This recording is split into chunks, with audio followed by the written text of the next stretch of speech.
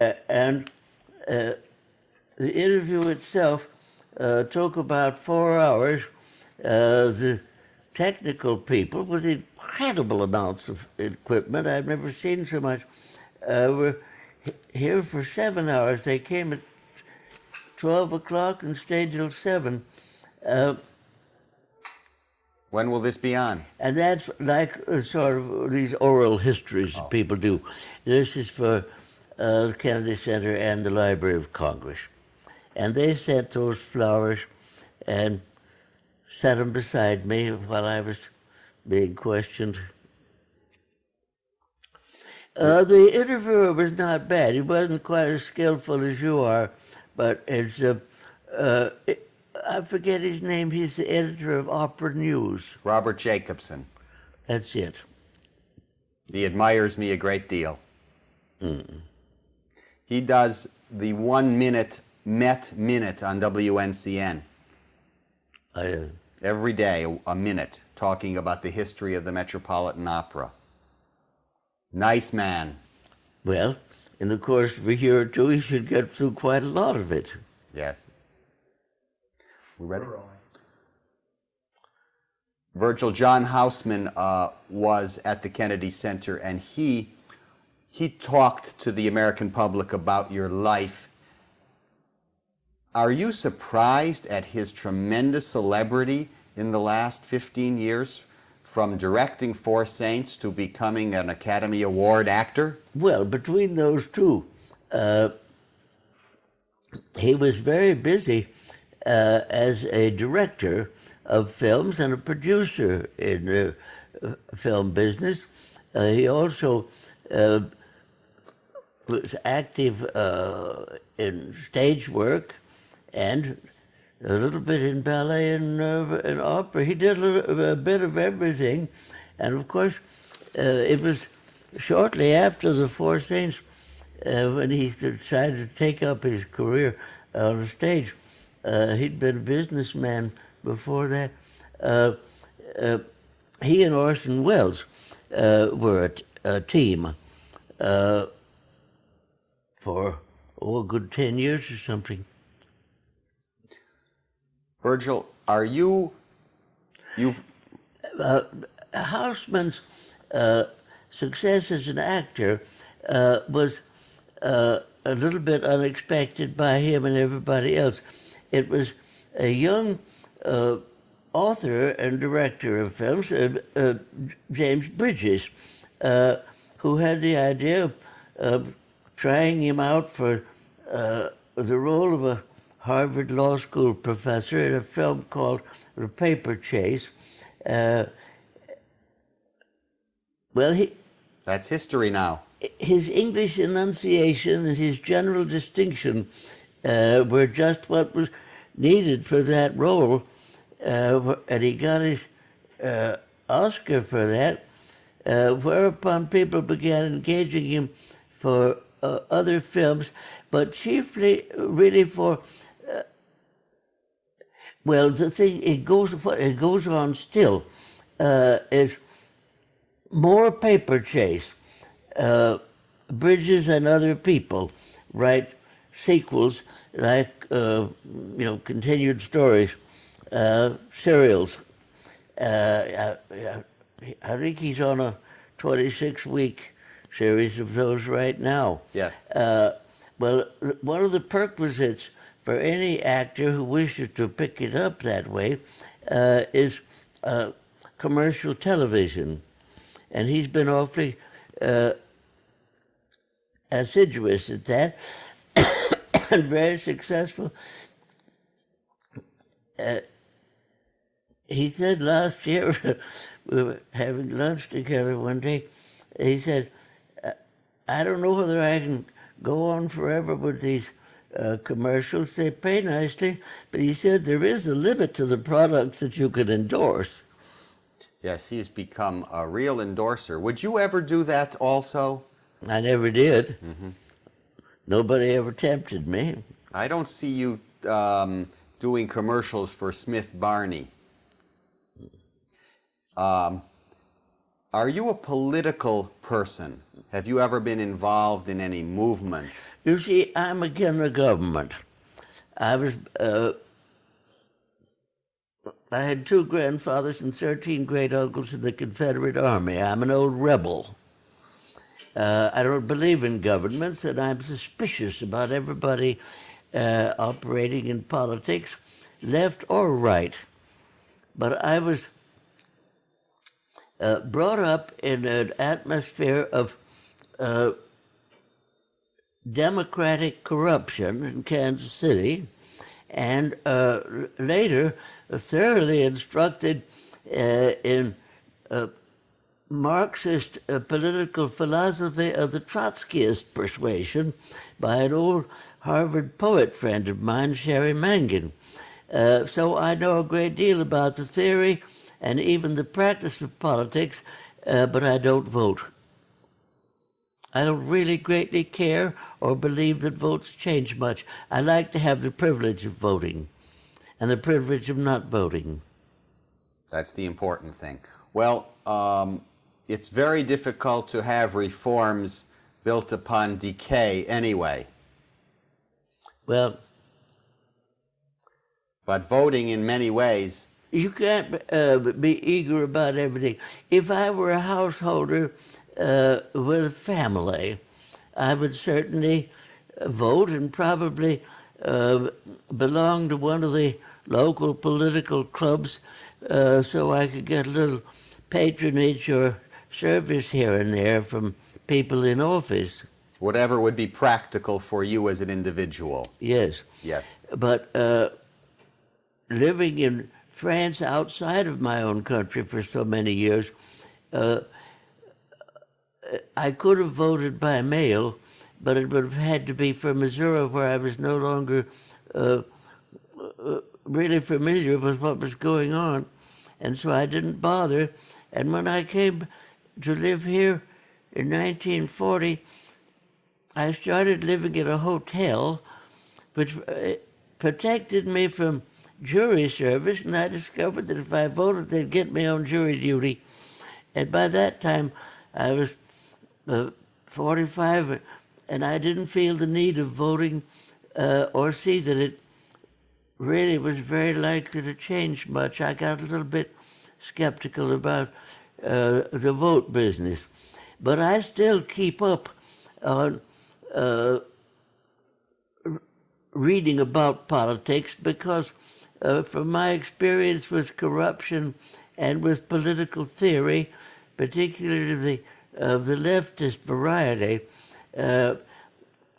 I fancy myself as fairly skillful in reading the papers and knowing what the political people are up to or might be up to. But I have no faith or confidence in any government I've ever seen or heard of.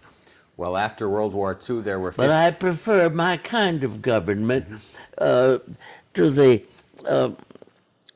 more monumental kind of thing they have in Russia and East Europe or a great deal of places in Asia. It doesn't make any difference whether those things are right or left. They're kind of oppressive, and I imagine that my government is less oppressive than most. Yes. Well, they've let you alone, and that's what counts. Do you see any future for a kind of world awareness where national boundaries don't interfere and don't start wars all the time? They interfere very little right now, you know. The procedures of international organization regarding government, commerce, industry, and education, this is enormous. As a matter of fact, I think that's where the best brains of today are operating far more than they are in poetry, painting, or music, which have fallen into a kind of a... Why have they fallen into this Well, the brains are going elsewhere. Also, we're just recovering from the great energy of the modern movement. That's dying on its feet right now, you see. Yes, yes.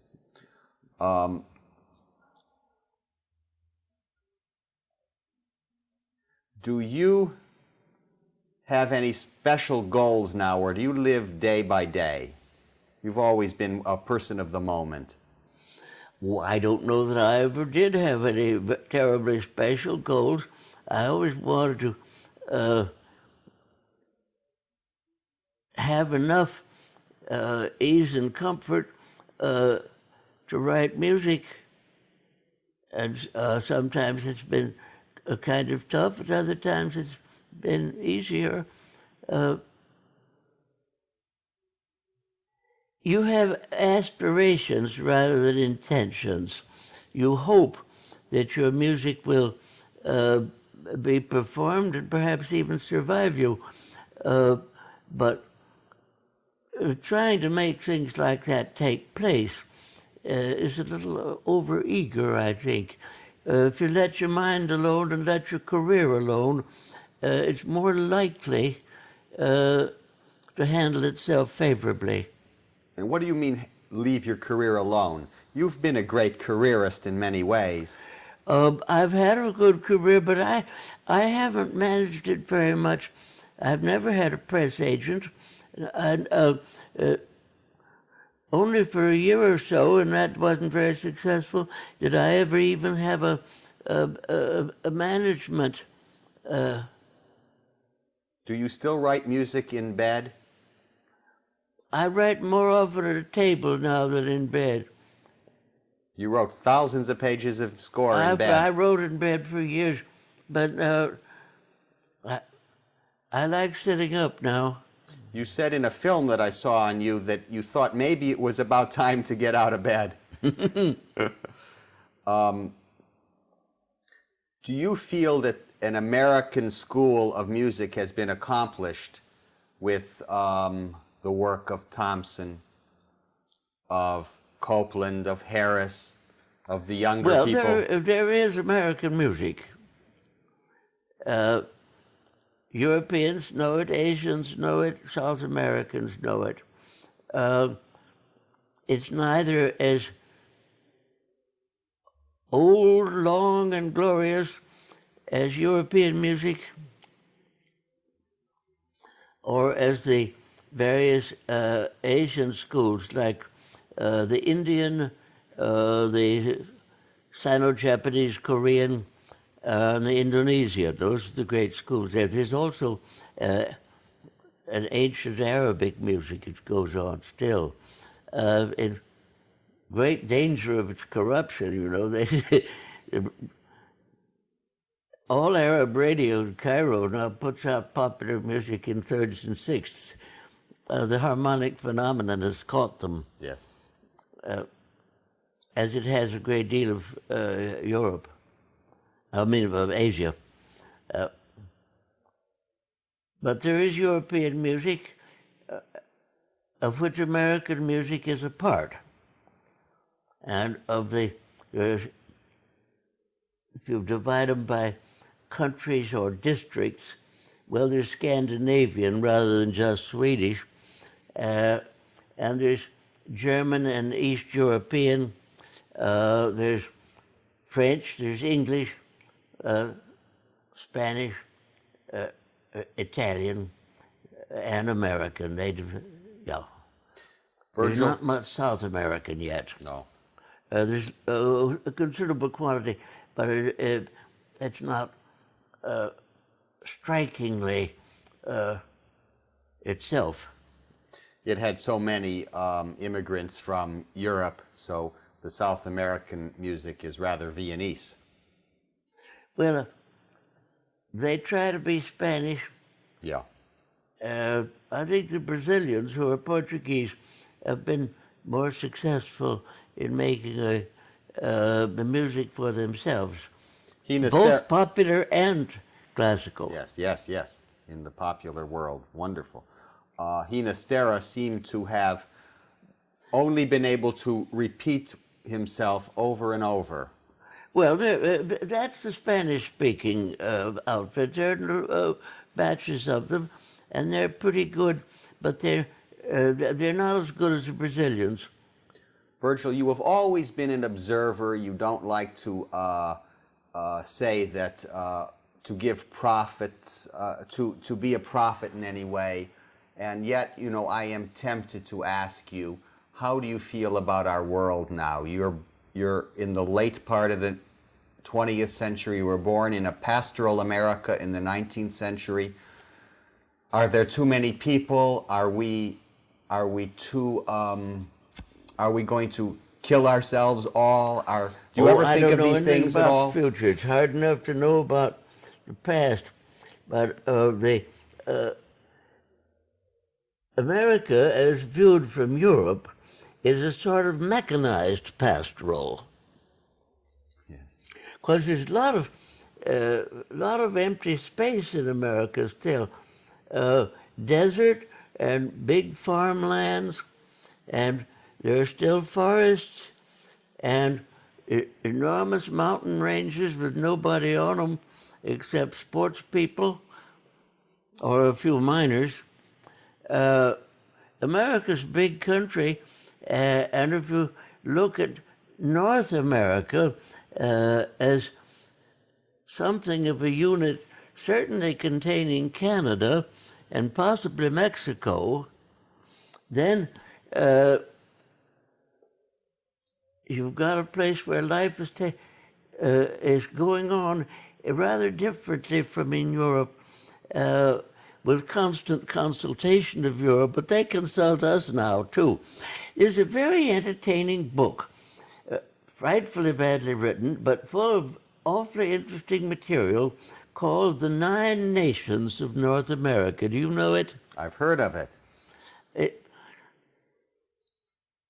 I recommend it highly. We'll read it. Virgil, is there anything more you want to talk about? Because this has been a long interview, and you may be hot and tired. Oh, I'm not tired. I'm just sitting down. But they didn't. On interviews, there's never anything that I particularly want to talk about. I do best when you ask me questions or start me off. Sure. I'm not a self-starter in the interviewing business.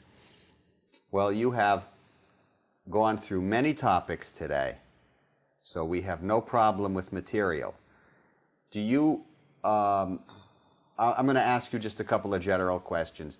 Growing up in Kansas City, did you ever think that popular music would be such an industry, even a television station devoted to it? Well, all my life, popular music has been an industry. Before I was born, the song industry had achieved in a piece called After the Ball, published in Chicago, when they still had publishers there, and it was the first piece to achieve a sale of 1 million copies and more. No sheet music sells 1 million copies now, but gramophone records probably do. Did you ever think that sports of all kinds would occupy the world as it does? Well, I've never known a world in which sport didn't occupy people. We had commercial baseball throughout my life. And there was always a kind of a pseudo amateur tennis. Tennis wasn't supposed to be commercial, but the amateur champions got an awful lot of free clothes and trips and hidden money. And of course, even tennis There's isn't a slight new. difference in football. Football was amateur sport through my college days. And of course, the Olympics were inaugurated again in the modern world in Athens in the year of your birth, 1896. I think there were Olympics before World War I, weren't there? Yes, in 1896. Oh, yes. In Athens. Virgil, did you ever think that that clothing? Olympics are not commercial. a lot of commerce involved and money spent, but you have to have amateur status. Do you think people are bigger, stronger, better fed today than when you were growing up? Well, according to the learned magazines, people are taller than they were 15 years ago. Even the Japanese are 4 to 6 inches taller than they were at the time of World War II. My goodness, that's huge. And the ballet companies, which formerly could only handle people up to about 5 feet 1 or 2. Pavlova must not... Now they've got to deal with this phenomenon of everybody growing up like weeds, and they're 6-foot female dancers. Yes. And 6'3", 4, 5 males. Is this different food? You grew up in Kansas City where all the meat of the world was packed. What has happened that this is... The phenomenon is capable of documentation, but not of explication. It's one of those mysteries like fruit flies in a jar. They multiply up to a certain point and then they stop. Yes. And people start growing, and this happens everywhere. It has nothing to do with what they eat. I was in East Germany in 1946. This was Saxony, Dresden, and they'd had very little to eat during the war or in the years immediately following the war. I saw young boys of 12, far over 6 feet tall. They were about as big around as a piece of asparagus, but they'd shot up as children. It's amazing. The great moon faces on top of these long, slender bodies. Virgil, another thing that is so different now than when you were growing up is the clothing people wear. Everyone wears jeans. That would have been unheard Well, that's of. become an international youth costume, completely international. In my time, that is to say, between the two wars, people wore suits, shirts, and ties. And Victorian times were even more formal. The distinction between working people and middle class was a costume difference. It still was when I first went to live in France. People from the so-called working class wouldn't be caught dead wearing a hat. They wore caps. That was a sign of their class, their proud class. And the middle class, which wore suits, shirts, and ties, always wore hats and not caps. But now, of course, the international youth costume of jeans and T-shirt cuts through the political and financial, sociological class differences. Well, it goes practically up to the English royal family, not quite. I haven't caught any of those in jeans yet. It may happen. Well, they may do it privately just for fun. Yes. But if royalty has any privacy, which I doubt, but and of course the well-to-do classes, the middle and upper middle class, including even the very rich, you look at them at the style shows, and you look at the style magazines, women particularly, the model is not formality, the model is informality. They wrap rags around themselves and wear cowboy boots and manage still to leave a little considerable patch of stocking between the top of the boot and the bottom of the skirt, if any, or the hot pants that they still wear around in France. The French women have always liked showing something. Yes. Yeah. And they do that well. But we dressed as if we were richer than we were. Yes. Now people dressed as if they're poorer than they are. You are, along with Otto Luning, I believe, an official Kentucky colonel. Did you ever have any aspirations to become the real thing, a president, a governor, a political force? Oh, no, I don't want to run anything. Your opera... I like to tell people how to run things, but I don't want to have to go to an office and do it. Yes. Well, I thought, though, the idea of telling people how to do it would be fascinating. That's why the governor of New York State would be great. Well, actually, through my long association with my own generation and younger generations in music, I've been something of a, what the French would call an éminence grise in that whole business. I sort of know what's going on, and sometimes can guide it. You're a very canny... I haven't invented anything. Well, yes, maybe I have. I haven't created the career of Philip Glass, but as he pointed out to me, I was doing minimalist music 50 years before he did. Yes, he did point that out to me once about you. Yeah.